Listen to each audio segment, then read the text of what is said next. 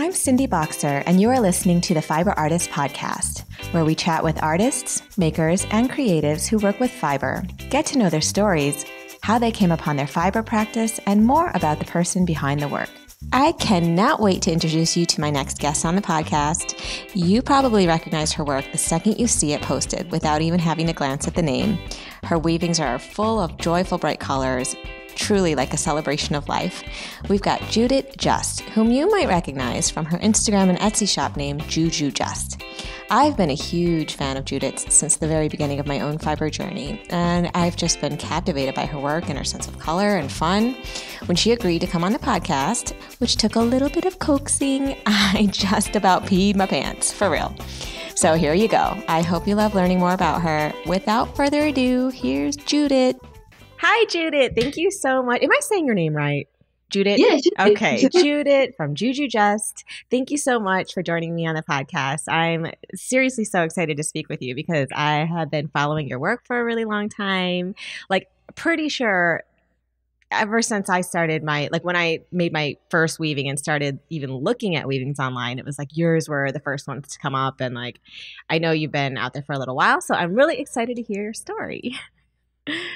So yeah, thanks for having me. Of course. Yeah. I know you were a little bit concerned about your accent, but I can't even really hear it. I think you'll be fine. So, okay. So let's go way back. Let's start with the basics first. Where are you from and where are you living now? And just tell me a little bit about what your life looks like right now. Okay, I'm from Barcelona, Spain, and I've been living in Asheville, North Carolina for the last almost 5 years. And I dedicate absolutely only to weaving. Mm-hmm. Like, I started right when I finished school. I was in textile school for 3 years. Where did you go to textile school? In Barcelona. Oh, okay. It's called Massana. Mm-hmm. It's called Massana. But I didn't really do tapestries there. I specialized in embroidery and weaving on a harness loom. Okay. Yeah. Is that like a floor loom? Yeah. The big ones, right? Yeah. Okay, yeah, cool. Yeah. And what brought you to Asheville? My husband is American. I met him back there in Barcelona. Okay. He was an English teacher there. And we came one summer, and we fell in love with Asheville. He's kind of close from Asheville. Mm-hmm. And we decided to move. Yeah. Okay, yeah, let's move. So when I finished school, we came here, and we love it. Awesome. So you were actually still in school when you met him in Barcelona, and then when you graduated, you decided to move to the States. Mm-hmm. So how is it? Like, I know it's very, very different. So how do you like it? Do you like it here? I like it. Yeah, I always think I always get asked would you be able to do that back in Spain? And I don't think so at all. No, you don't think so? Why not? People don't appreciate craft there, I will say, but or also I don't know. It's different. I don't know. I don't think it's as easy, you know. Right. To live with here, people appreciate craft and art, right. And are interested in purchasing it. Yeah, it's so interesting. I would think for some reason, in Europe there would be a large appreciation for it. Just from from a traditional standpoint, maybe this is like a more modernized type of or version of it, so maybe not so much. But I don't know why I always just kind of assume that. And I always assume in Europe they're like ahead of us, style wise. You know, I guess you disagree. If you guys are not watching, if you're just listening and not watching this video, you're going to see that she's looking at me like I'm crazy. Anyway, so you told me earlier that you just moved to the States 5 years ago. So tell me a little bit. I mean, I guess since you went to school for textiles, you've been working with fibers for a while. So tell me a little bit about your childhood and how you sort of came up to discovering and even getting interested in embroidery and then weaving and then now your weavings that you make today. Yeah, so my mom was always crafting, not crafting, sewing. She was always doing dresses and everything crafty, like embroidery too, but mostly tapestries too. She used to do actually this kind of tapestry right there. You can see. Oh, beautiful! Yeah. And I actually learned how to weave when I was really, really young, like kind of like a fun to keep me entertained kind of thing. Mm-hmm. So I did the tapestry when I was like around 11 or 12. But This is so oh, awesome. You guys need to actually see this video because she's holding up her very first tapestry that she did, and it's an elephant, and it looks like an elephant at a party because there's so many colors, of course. So beautiful, even then at like 11, 12 years old. So cool. So I used to watch my mom all the time weaving, and I didn't really like took it up. I took it start weaving again until I was in fashion school. Mm-hmm. Like first stay at fashion school, but I did never finish it. But for one of the projects back there, I did a collection of kind of bridal dresses with tapestry incorporated. Wow, that sounds incredible. Kind of, yeah. And after that, I kind of retook it on like I would say on a free time.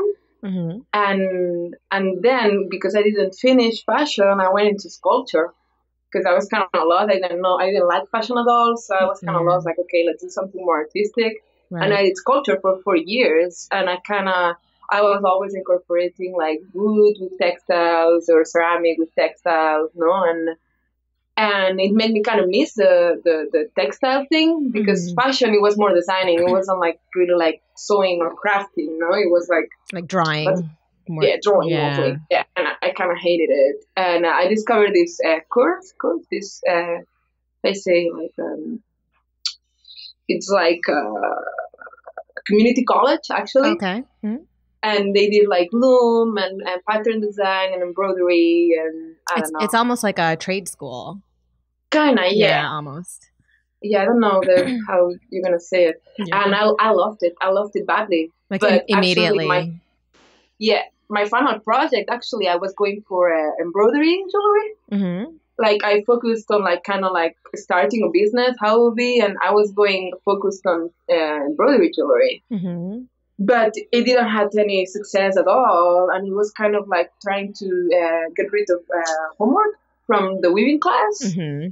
That people started asking me like, can you make me this bigger or other colors and then was when okay, like let's do more weavings. People are interested in weaving. That was back in 2012, I think. Okay, so you were still in Barcelona in 2012 then? Yeah. Okay. Yeah, I moved by the end of 2013. Okay. Yeah, and I was doing that with necklaces, trying to make money. In all the ways, and I don't know, it started exploding. The weaving wave, yeah. No, it did. Like it's like we're in a weaving bubble, and it just keeps growing and growing and growing. Embroidery, too.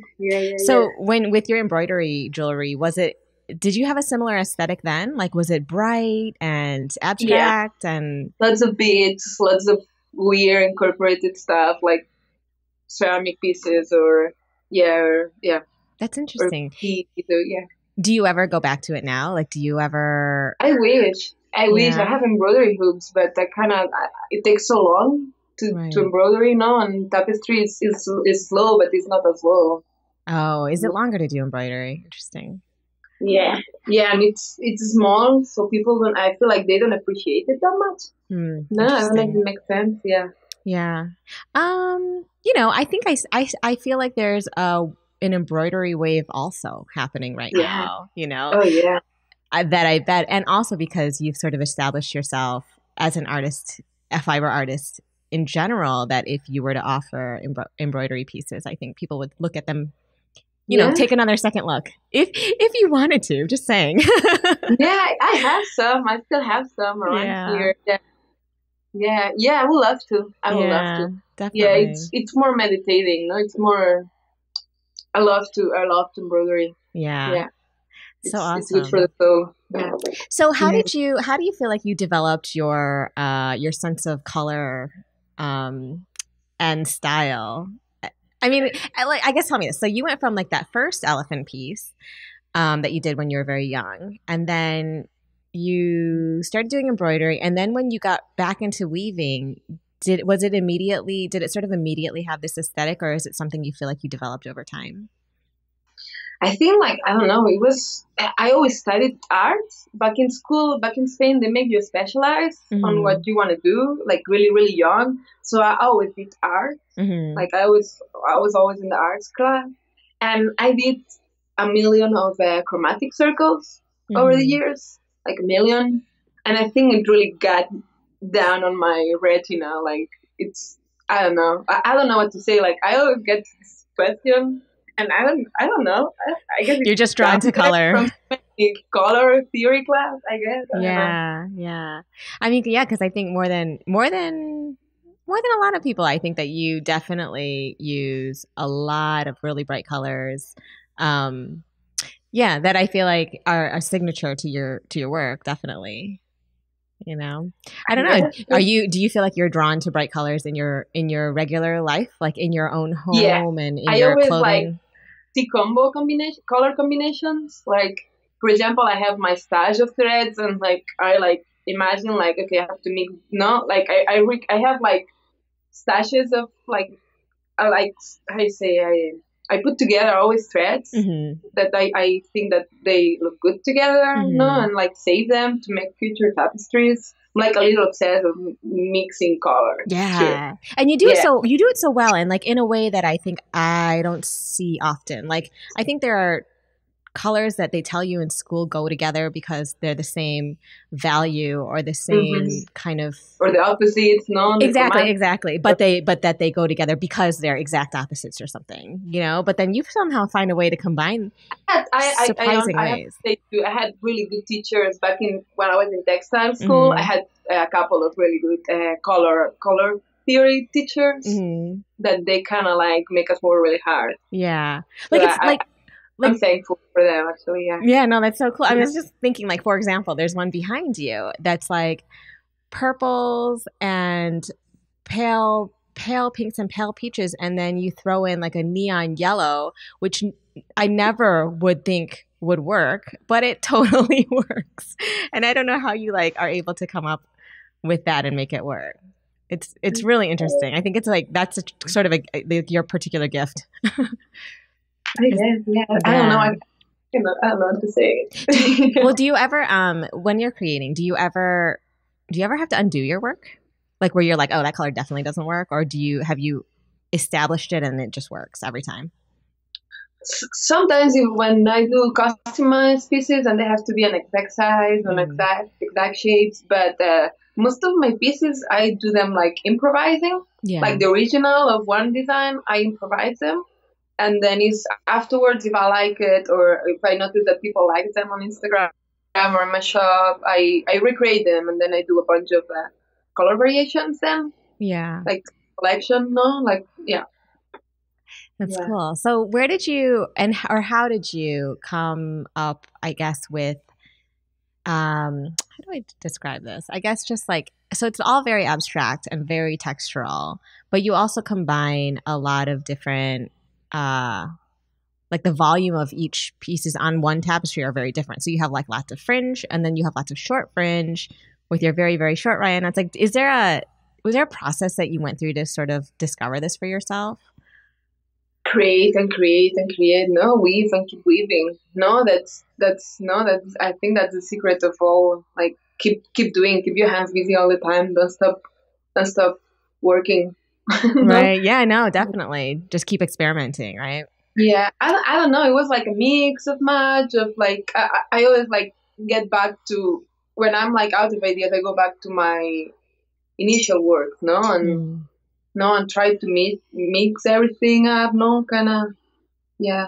Like Yeah. how it would feel to mix the old designs and then the new designs or no back with geometrics. No, I used to do a bunch more geometrics. Oh, you did? Like where it was Yeah, less because right now they're like the shapes are more sort of ambiguous. yeah, Yeah. more More organic, exactly. yeah. Exactly. So, what in like in the real world, what inspires you? Like, do you get stuck or take cues from nature or architecture, or you know, like what in the real world do you feel like you take inspiration from? A little bit of everything, no? Like a landscape or everyday things, everyday corners in my house, even or. I don't know. I get really inspired what I was saying about colors with my stash of threads. Mm-hmm. You know, like I don't know. There's nothing really specific. You know, like just do whatever I feel like. Yeah. That's weird to say. No, I mean, it's not weird at all. I think it literally just comes from inside you, which is really cool. Yeah, I don't know. I used to draw a lot. Okay. A lot. But like I have notebooks of sketchbooks, so it kind of resembles a little bit what I used to draw. No, like curvy and like a lot of dots and I used to do a lot of triangles and I don't know. Yeah. Yeah. So when you were little, you grew up with a very creative or slash crafty mom, right? My sister too used to. She was in like art at the University of Arts. Mm-hmm. So yeah, she's older than me. So I grew up like kind of like watching her crafts. Yeah. Not doing her homework. No, so I think that helps too. No, Yeah. I always wanted to do something artistic. Yeah. Yeah, it seems like your family was very influential to you developing your artistic side, for sure. Yeah. So you feel like from an early age you kind of knew you wanted to do something artistic versus, and I don't know, whatever else, technical or? Yeah, I was always really bad, like at school, like except arts and math. I always did music when I was little, so with the how you say music theory, it helps with your math. Yeah, definitely. But everything else, I was bad. Like I was, languages and chemistry and physics, I was awful. Oh, so I was going always I was good at art, so yeah. I guess I had to go there. Yeah. Definitely. So that's kind of good. It was like very clear to you that you had a certain talent and interest in one area, which is really good. Yeah. I think sometimes it's hard for people to find that, until like later in life, but you kind of knew for a long time. So that's awesome. So can you think back to a piece that you found to be like the most challenging in your last few years? Geometrics too. Like I've been struggling a little bit to repeat the same things over and over. You mean it's hard? No. It's hard to recreate work. Is that what you're saying? Some pieces. Yes. Well, hard. It's boring. No? Yeah. Boring. Yeah. So actually now I'm kind of like working on creating new stuff. This last year, my husband's been helping me out with business. Mm-hmm. He was studying in grad school, so a month ago he finished grad school. Mm-hmm. So it's gonna be a change for me too. You know what I mean? Mm-hmm. Yeah. So we're not gonna only survive of my Etsy shop. Right. So I'm gonna have more free time. Yeah. Oh, that's good. So you're saying like so he's now going to be working. He's not going to be studying anymore. Okay. So I'm going to be able to be more creative. Yeah. Definitely. Wait, so I just want to make sure I'm understanding correctly. So he finished grad school. Is he going to be, and is he going to be helping you with your business? And so he was helping me with my business because he couldn't work while he was studying. Okay. So yeah, it was our main source. Okay. Survive. And now it's not going to be. And now it's not. Okay. So he's going to be working elsewhere also. So you'll have more freedom to not just do actually let's get into the business of it. So up until now, it seems like from what I could understand, like you have your made to order pieces based on pieces that are already made. They're up in your Etsy shop, right? Yeah. And so certain designs that people love so much. Yeah. There's like 3-4 colors that they love and And you've just been stuck having to recreate those over and over. I get it. Yeah. I totally get that stifled feeling because that's how I used to do my macrame pieces. I had 10 to 12 designs up on my Etsy. And I would always tell people, I cannot recreate it exactly, but we'll talk about the custom sizing and I understand what style you're going to want. But to exactly recreate it was just, I was like, I can't do it. It's not going to happen, Yeah. So I always said you're going to get a one of a kind piece because. And people loves it. Yeah. I feel like loves some people loves to wait and they know that it's in the process, and it's unique. Definitely. Definitely. I make them wait a lot. Some people up to 2 weeks sometimes, and I got one person mad only one time. Really? Yeah. Yeah. I'm surprised because you probably told Or them it was they good. told me. Yeah. Yeah. Um, Yeah. but with yours, yeah, I get it. Like, and the same thing is like I couldn't stray from the shape, the general shape. I couldn't really stray from, and so I didn't feel like I had a lot of freedom to explore even my own practice. So that's awesome. So now you are going to get a chance to create like whole new collections. Is that what you feel like you're going to Yeah, be doing? You're moving forward I toward? think so. Yeah. Yeah. I would like to go back to embroidery, like you were Hmm. asking. Yeah. I would really like that. Yeah. It counts you embroidery. I don't know. Yeah. Yeah. Oh, that's great. So have you started anything yet? For I the have sort of new hoops. launch? Uh, I have hoops all over. I have a Okay. couple started, but I never finished them. Yeah. All right. Well, I'm excited to see what happens next. Yeah. That'd be really Yeah. cool. Um, so tell me a little bit about like what you do while you're creating. Do you listen to anything or watch anything? I And do a lot of music. Yeah. what kind of music? Everything. I love Pandora. No. Pandora, or I do playlists on YouTube or TV. I Yeah. love watching The Office over and over. Yeah, Awesome. murder shows too. Nice. Yeah, So can you tell me about any sort of, do you have any like routines or habits in your life that are like non-negotiables that help you get into the creative mood or just help you get inspired? I try to, but it's hard having routine. No, like I work at home. It's in the basement of my house, so it's really hard sometimes. No, like it's easy to escape. No, your Mm-hmm. duties or work too much. No. My husband always gets mad at me that I work too much. No, like I don't really disconnect ever. Yeah. No, Yeah. And how often do you spend working on commissions and your art? Like in a uh, day, I guess. in a day. Yeah. I don't know. Oh, all day almost. No, I try to have weekends free though, and I love to walk. The only thing that I love to do is walking my dog in the morning. Kind of like makes me get out of the house and no, and kind of like start with more no, with more energy. I guess. Yeah, because Right. there's some days I don't get out of the house. No, Yeah. like, I feel the same way. Yeah. yeah, yeah, Dogs are good for that though. they make yeah. you they We have make that. you like go and see the world a little bit. Yeah, right. Yeah. Have some Yeah. fresh air. No. So Yeah, that's a routine. I mean, that is definitely like one of those routines I think that probably centers you in the morning and like, it's something you have to do every day yeah. and it gets you out there to breathe the fresh air. Yeah, she gets mad. Sometimes it gets dark and my dog comes and like tries to get me out. You know, it's awesome. Yeah. Yeah, She keeps you come on. accountable. Yeah, that's for yeah, yeah, yeah.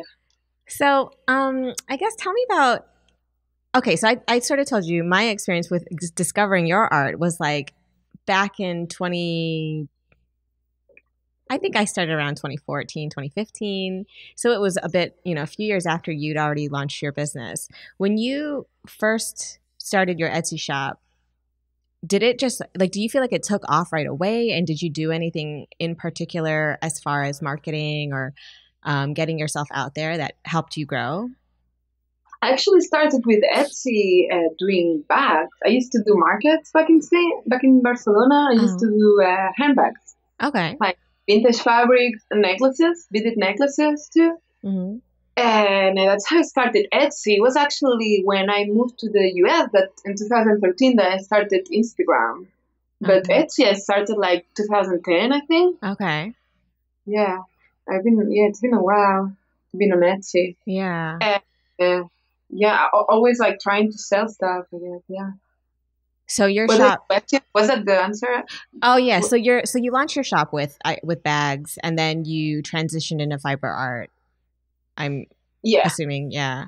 So I guess what I was asking is because when I discovered your work, it was like big and all over the place. And like if I Googled woven wall hanging, like for inspiration or whatever, it would all your work would come up.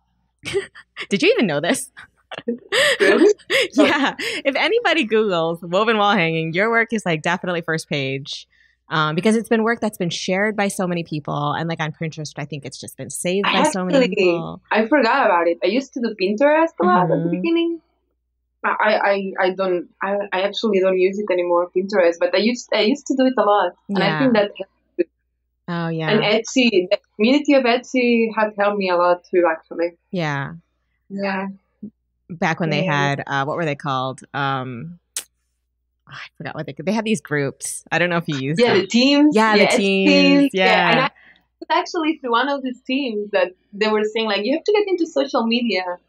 And I didn't have Facebook or anything. It's like, okay, let's try Instagram. No, somebody was saying that for visual content is better Instagram, and I started back then, 2013. Oh, yeah. So actually, you got on Instagram pretty early. Yeah, I So, think. Yeah, I yeah. think so. Yeah, yeah. Yeah, you were for sure like an OG weaver. What's OG? OG is like original gangster. What? like old school. Okay. like one of the godmothers of weaving in the modern wave that we're seeing it at today.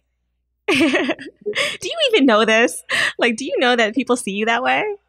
What? No way. I was like really one of the first to get out there and to be like to really get discovered big and to have like you have a really because you have such a signature style and really like anybody who scrolls through when they see a work of yours, they know it's yours. They know it's a piece you did, So I think that like for whatever reason, I don't know, it's timing and obviously because your work is beautiful and stands out. But yeah, no, you're totally definitely considered one of like the OG weavers. I know. You guys are so funny. She's looking at me like I'm nuts. But I don't know. It's been always where I'm from too, in Catalonia, back in Spain, the region where I'm from in Spain. It's always been a textile place. Yeah. And it's always been like there's a bunch of really big tapestry makers. Okay. One is Grau Garriga. Grau Garriga, he's huge. He's really important in the tapestry. He's back from the 70s. But when my mother was weaving, there was like a kind of like a seasonal weaving, back in the 90s, 1890s too. So I guess, I don't know, like my background where I'm from too, it's always been like really, really tapestry. Right. No, and it was in a different way though, I think, like, because it was more, in a way it was like a sort of a traditional practice. So did your mom do, like, was that her main profession? Like, was she?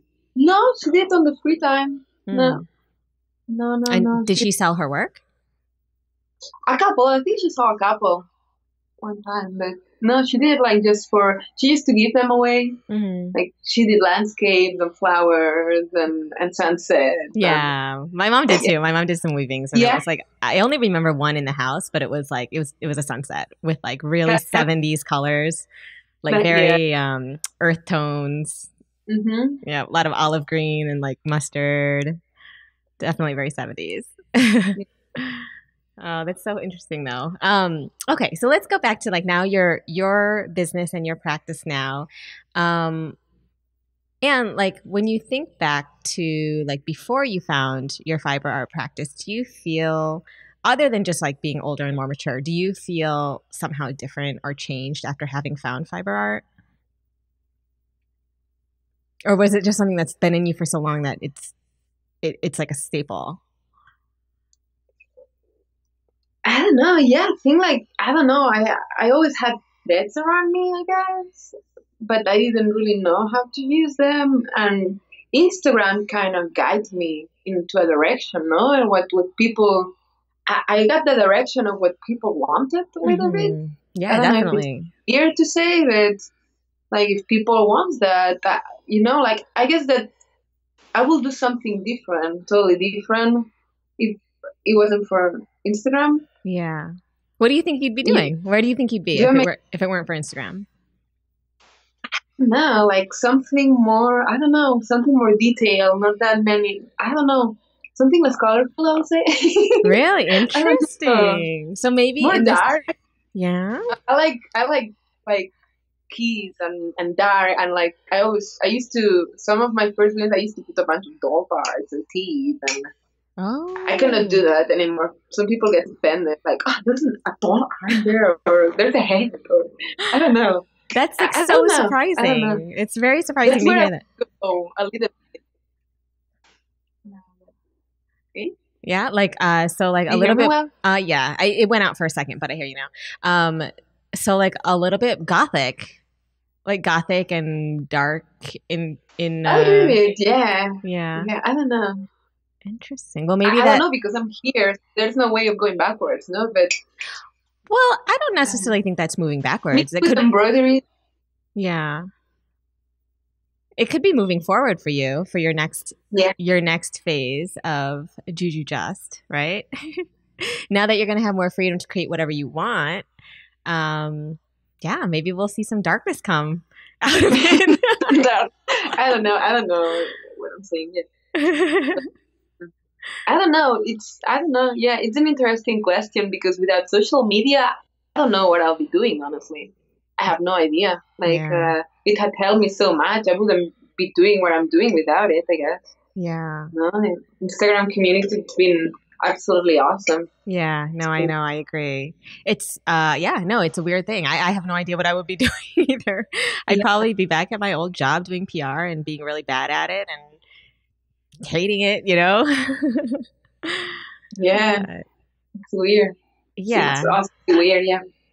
I don't know. Well, I encourage you to do and create whatever you are feeling you is inside you because that could that could propel the next wave of whatever is going to be part of your story, you know?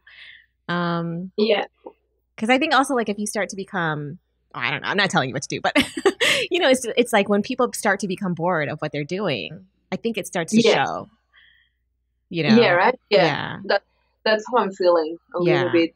I actually got a couple. I got it a couple months ago. I got the tufting gun. You got the what? Tufting gun. Oh yeah, yeah. Tufting gun.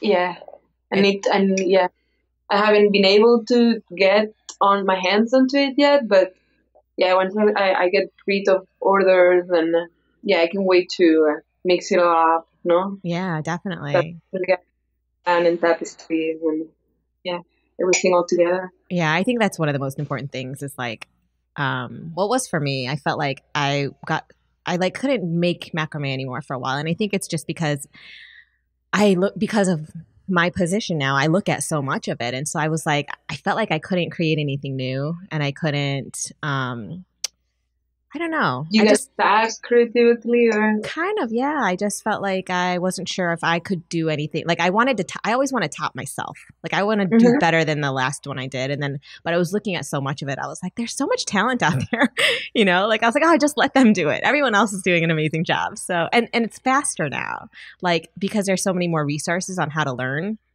Yeah. like weaving and True. macrame. I think the talent, is really good, really fast when it used to be like something that you developed over years.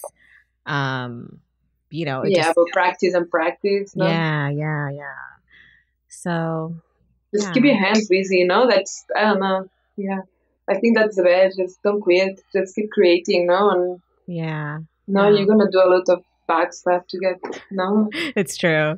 But yeah, Yeah. so over the winter, I picked up. I learned how to crochet and I learned how to knit, and I was like, maybe if I play with these other crafts, you know, something inspirational will come out of it. So yeah, no, I think that's definitely like something you have to do to stay creative. Yeah, You know, totally. yeah. Mm. Always busy. Yeah. Always busy. So how many like commissions do you usually have like in your queue waiting to go? And are you Now gonna it's many. not too many? Because I posted something that I was saying that I was gonna close my shop, so it was a major freak out, and I have too many. I have over two numbers. Oh, So really? Oh, you're saying you have a lot in your queue right now. yeah, yeah, Oh, but it's gonna be the last ones for a long while. So I will enjoy making them a lot. hmm Yeah, yeah, yeah, definitely. I'm gonna practically, but I'm just gonna do more. I want to do two small pieces. People Mhm. always ask me like, "Can you do more affordable stuff?" No, Oh, like so yeah, working on small pieces. smaller pieces. That's interesting. I'm such a like I love large scale, so I'm always like go bigger, go Yeah, bigger. But yeah, yeah, right. obviously those are going to be way pricey, but you know, Yeah, I love big work. yeah, Yeah. yeah. It's so much better. Yeah, Cool. Well, I guess it's kind of like the meat of the podcast. So I just have a few like random questions that have nothing to do with fiber art. Okay, so let's see. What is one of the things on your bucket list? Going to Mexico. Going to Mexico. You haven't been to Mexico? No, I want to go Mexico really bad, and Japan. Oh, awesome. Yeah. And if you had 1 free hour a day, what would you do with it? Try to get outside more. Socialize a little. Yeah. I know. It's so easy to just like get lost in your work and get lost in the house. But yeah, we definitely we all definitely need to get out more. Yeah. Or sleep. Yeah. Or sleep. Oh, for sure. If you were a color, what color would you be? Orange, blue. I don't know. Orange, blue, and black. I don't know. Orange, blue, and black. Awesome. If you had a time machine, and what point in the past or future would you want to visit? I don't know. 60? The 1960s? The 1960s? Yeah. That's awesome. Why? I don't know. All the music revolution. No, I don't know. Going to concerts. Oh, yeah. That would have been really fun. Yeah. I always think the 70s would be awesome. Like, it's like free love and it just, like, right. You know, I don't know. Yeah. I just imagine it being like really fun and debaucherous. Okay, last question. What is your current favorite Instagram account? And it doesn't have to be fiber related, but just something that you maybe find inspirational or just that you like that we should all be following. I like accounts that like compilate a bunch of artistic stuff. No, there's one that I don't know the name. She's called Sophie. Let me check. Okay. It's a girl that compilates a bunch of. It's only black and white. I think she compilates artwork of different people. I'm not gonna find it. Sophie M. Gunol. Oh, I don't think I follow her. Let's see. Sophie. It's backwards, no? No, it's right. Gunnell. Sophie Gunnell. Gunnol, I think. Oh, cool. I'll have to follow her. Yeah, I love the compilations that she does of textiles and sculpture and pictorial stuff. Oh, interesting. Yeah. Well, thank you. Really I'm definitely going to follow. Cool. I love discovering new people. Yeah. Awesome. Well, thank you so much for joining me on the podcast today. I really appreciate it. And I think, everybody's going to be looking forward to seeing what you do next when you have more freedom to create like what's in your mind. So awesome. Yeah, I can't wait. Yeah, I can't wait. Thanks so much. Thank you. I will talk to you soon. Check the show notes of each episode to get the website and Instagram for each of the fiber artists I speak with. Be sure to give them a follow.